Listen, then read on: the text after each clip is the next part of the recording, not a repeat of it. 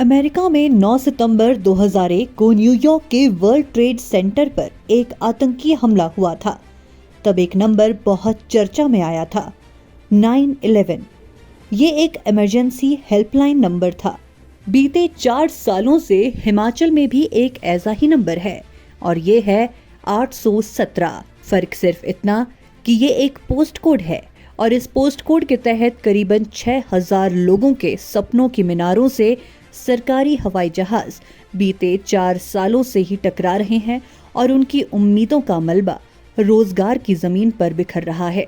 दरअसल post code 817 की कहानी तब शुरू हुई थी जब प्रदेश में भाजपा की सरकार थी। तब सरकार ने साल 2020 में 1867 पदों की भर्ती का खाका जारी किया था, पर इसकी परीक्षा में बैठे बेरोजगारों का दुर्भाग्य देखिए। आज साल 2023 भी खात्मे के कगार पर पहुंच गया है, मगर बेरोजगारों के खात्मे के अलावा कुछ और होता नजर नहीं आ रहा। हिमाचल में सरकारें बदल गई पर आम आदमी के आम बच्चों के रोजगार की आस वाले दिन नहीं बदले। साल 2020 में निकली इन पोस्ट्स का एग्जाम 21 मार्च 2021 को हुआ और इसमें रोजगार की आस में 2 लाख से ज्यादा बेरोजगारों ने हिस्सा लिया।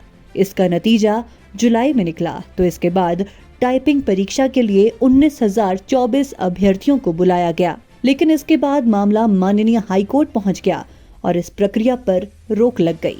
वजह थी वो चूक जिसमें अफसरशाही ने पुरानी वो पोस्ट भी डाल दी जो पहले से विवादित थी। जो पोस्ट कैबिनेट से अप्रूव थी, मगर सरकार हाईकोर्ट में मजबूती से JOIT 817 का पक्ष नहीं रख पाई और ये भर्ती लटक गई।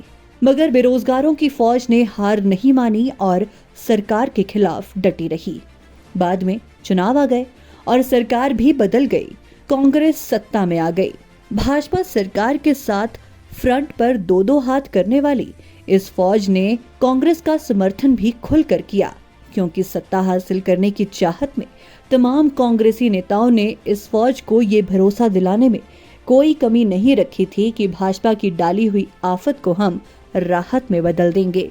तब कांग्रेसी नेता सत्ता की इबारत लिखने के लिए आम मंचों और अपने सोशल मीडिया अकाउंट्स पर खूब लंबी तहरीरें दिया करते थे, मगर जैसे ही सत्ता की इबारत कांग्रेसी दीवार पर जनता और बेरोजगारों की फौज ने अपने मतदान की स्याही से लिख दी, तब भी आज तक इनके सपने स्याह काले ही बने हुए हैं। बस सियासी रोजगार मिला है तो कांग्रेसी नेताओं को। अब तो माननीय सर्वोच्च न्यायालय ने भी ये कह दिया है कि रिजल्ट घोषित किया जाए, मगर सरकार इस तरफ कोई कदम बढ़ाती नजर नहीं आ रही। विजिलेंस जांच की आड़ में रोजगार को छुपा कर रखा गया है।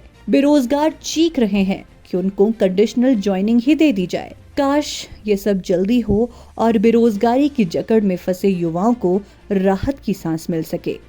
पोस्ट कोड JOIT 817 की आंच पर जिस कांग्रेस ने अपनी सियासत की रोटी पकाई थी, उसी आग से अभ्यर्थी बाहर निकल सकें, इसके लिए दुआएं मांगी जा रही हैं और गुहारें तो सालों से लग ही रही हैं। सियासत ने नेताओं को साहब तो बना दिया, सत्ता सुख देने वाली कुर्सियां भी दिलवा दी, मगर जन नीति जो इसके लिए कारगर साबित हुई, उसके युवाओं को बाबुओं वाली साधारण सी कुर्सी भी नसीब नहीं हो रही।